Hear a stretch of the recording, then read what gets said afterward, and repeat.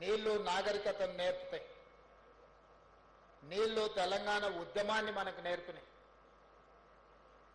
నీళ్లు ఎంత అవసరమో, నీళ్ల కోసం మనం ఎంత పరితపించినామో, ఏ నీళ్ల కోసమైతే పోరాటం మొదలైందో ఆ నీళ్లే ఈరోజు మనకు తెలంగాణ రాష్ట్రాన్ని సాధించి పెట్టింది.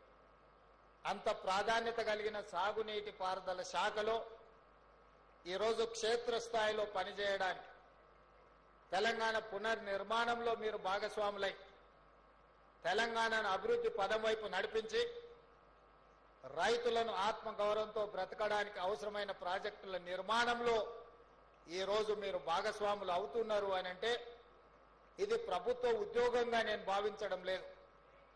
ప్రజల యొక్క భావోద్వేగం.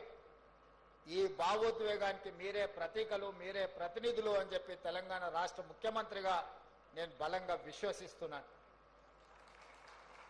ఈరోజు తెలంగాణ రైతాంగం గురించి నేను ప్రత్యేకంగా చెప్పాల్సిన పని లేదు.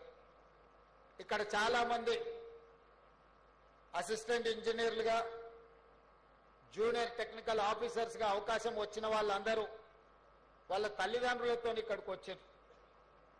వాళ్ళని చూస్తే తెలంగాణ రైతాంగానికి ప్రతీకలుగా మీ తల్లిదండ్రులు కనిపిస్తున్నారు.